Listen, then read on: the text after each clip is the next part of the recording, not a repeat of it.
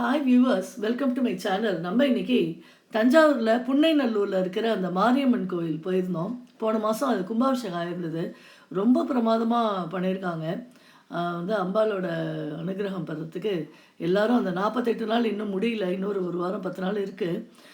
இந்த பிள்ளையார் சன்னதியில் தனியாக 2-3 விக்கிரகம் எக்ஸ்ட்ராவாக வச்சு இது பண்ணியிருக்காங்க. முருகன் விக்கிரகமும் பெரிய விக்கிரகமாக இருக்குது. இந்த குளத்தை நல்லா சுத்தப்படுத்தி ரொம்ப அருமையாக வச்சுருக்காங்க.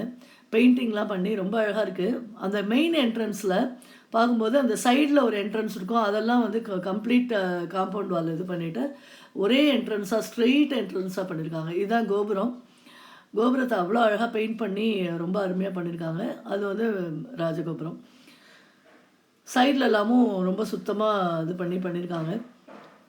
அந்த பேச்சியம்மன் சன்னதியிலலாம் இன்றைக்கி ஏதோ ரொம்ப விசேஷ அபிஷேக ஆராதனைகள்லாம் நடந்துட்டு இருந்தது.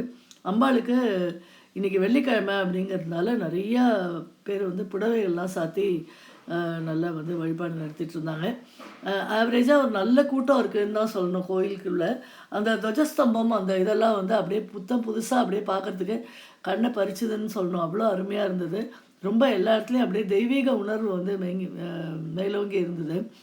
இந்த கோவில் என்ன அப்படின்னா, அந்த மாரியம்மன் ரொம்ப சக்தி வாய்ந்த ஒரு அம்பாள். இதுதான் உள்ளே போகிற அந்த என்ட்ரன்ஸ். இந்த 10 ரூபாய் டிக்கெட் இங்கே இருக்குது. அது வாங்கினா இன்னும் கொஞ்சம் அந்த விஷ்ணு துர்க்கையை நம்ம நல்லா பார்க்க முடியும். ஜென்ரல் இதில் போனோன்னா பார்க்க முடியாது. இதுதான் அந்த சைடில் இருக்கிற பேச்சியம்மன் சன்னதி அப்படின்னு சொல்லிட்டு இதை இன்றைக்கி யாரோ அபிஷேகத்துக்கு கொடுத்துருக்காங்க போல இருக்குது. அது ரொம்ப அருமையாக அபிஷேக ஆராதனைகள்லாம் அதில் நடந்துட்டு இருந்தது. இது வெளிப்பிரகாரம் எல்லாம் அவ்வளோ தூய்மைப்படுத்தப்பட்டு ரொம்ப அருமையாக பார்க்குறதுக்கே ரம்மியமாக இருந்தது. தேங்க்யூ.